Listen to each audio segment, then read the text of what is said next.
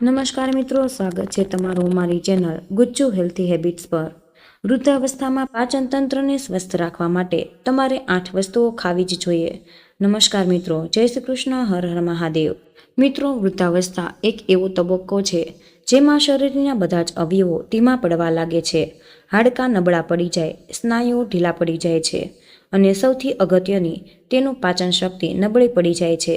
જે વસ્તુઓ પહેલાં સરળતાથી પચી જતી હતી તે હવે ભારે લાગવા લાગે। એસિડિટી, ગેસ, અપચો, કબજિયાત, ભૂખ ન લાગવી જેવી સમસ્યાઓ સામાન્ય બની જાય છે।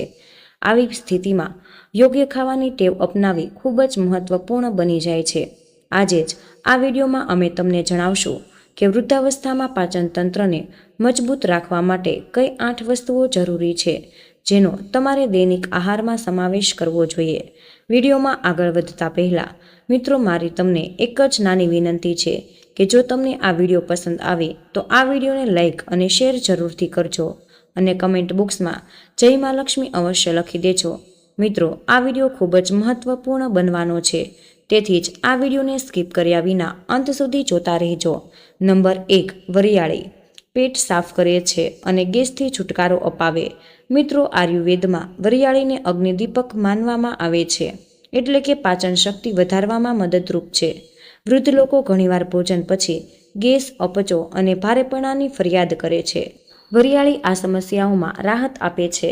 ફાયદાપાચક ઉત્સેચકોના સ્ત્રાવમાં વધારો કરે છે, ગેસ, ઓડકાર અને પેટનું ફૂલવું જેવી સમસ્યાઓમાં રાહત આપે છે અને ભૂખ નિયંત્રણ કરે છે। કેવી રીતે લેવી? ભોજન પછી અડધી ચમચી વરિયાળી ચાવો। તમે સવારે ખાલી પેટે વરિયાળીની ચા પી શકો। નંબર 2, છાશ પ્રોબાયોટિક ગુણધર્મોથી ભરપૂર હોય છે। મિત્રો, વૃદ્ધાવસ્થામાં કબજિયાત અને ભારેપણું સામાન્ય સમસ્યા છે। આવી સ્થિતિમાં છાશ એક અદ્ભુત કુદરતી દવા છે। તેમાં પ્રોબાયોટિક બેક્ટેરિયા હોય છે જે આંતરડાના સ્વાસ્થ્યને જાળવી રાખે છે। ફાયદા: આંતરડાને સાફ કરે છે, શરીરને ઠંડુ કરે છે, એસિડિટી અને કબજિયાતથી રાહત આપે છે। કેવી રીતે લેવું? તો મિત્રો, બપોરના ભોજન પછી 1 ગ્લાસ છાશ જરૂરથી પીવું। જો તમે ઈચ્છો તો તેમાં શેકેલું જીરું અને ફુદીનો નાખી શકો છો।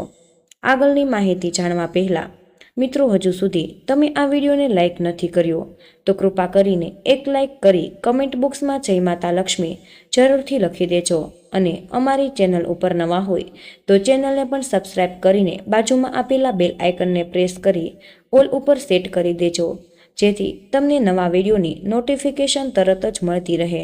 નંબર 3, પલાળેલી કિશમિશ કબજિયાત માટે રામબાણ ઇલાજ છે। તો મિત્રો, કબજિયાતની સમસ્યા વૃદ્ધને ખૂબ જ પરેશાન કરતી હોય છે। તેનું કારણ ફાઇબરનો અભાવ અને ધીમો ચયાપચય છે।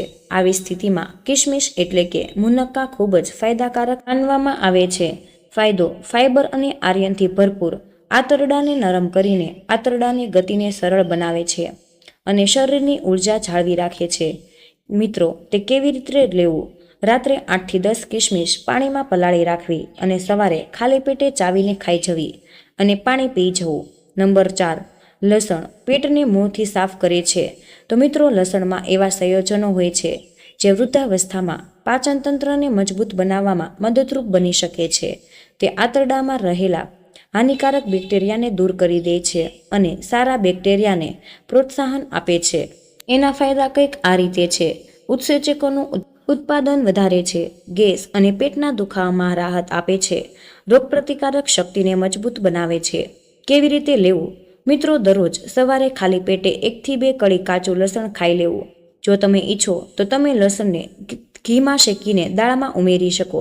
નંબર 5, અજમા મિત્રો, પેટના દુખાવામાં અને ગેસનો દુશ્મન। મિત્રો, આયુર્વેદમાં અજમાને પાચન ટોનિક માનવામાં આવે છે। તે વૃદ્ધાવસ્થામાં વારંવાર પેટમાં દુખાવો, ગેસ અને ભૂખ ન લાગવાની સમસ્યાઓમાં રાહત આપે છે।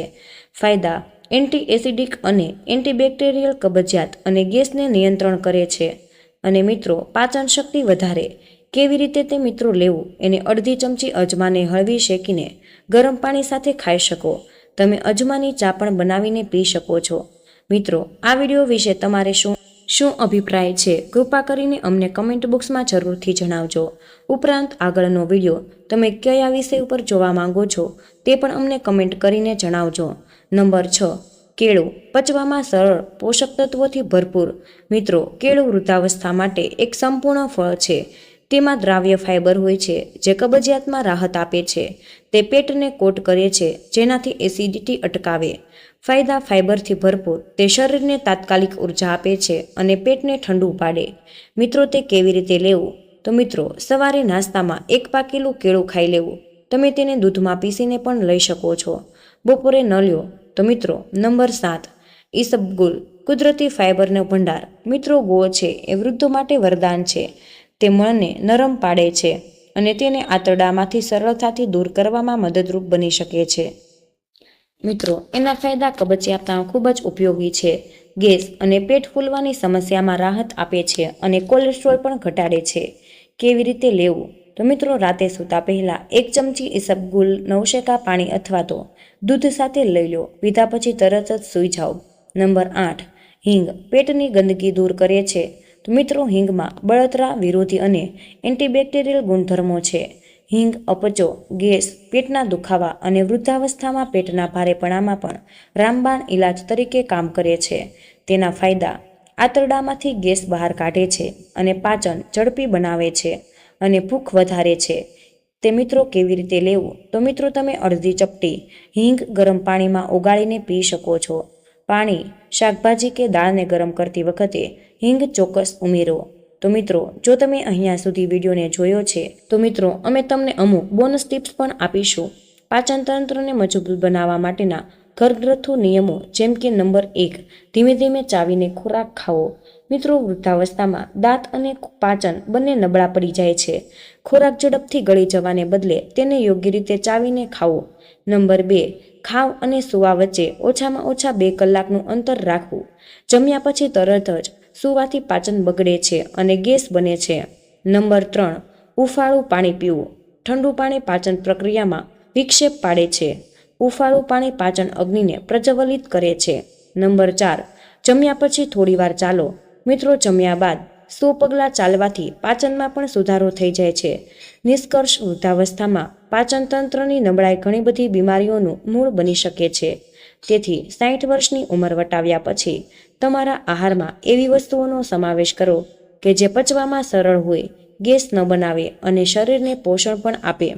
ઉપર જણાવેલા 8 વસ્તુઓ વરિયાળી, છાશ, કિશમિશ, લસણ, અજમા, કેળા, ઈસબગુલ અને ફક્ત તમારી પાચન શક્તિને યોગ્ય નહીં રાખે, પણ શરીરને અંદરથી સ્વસ્થ, હલકું અને ઉર્જાવાન પણ રાખશે.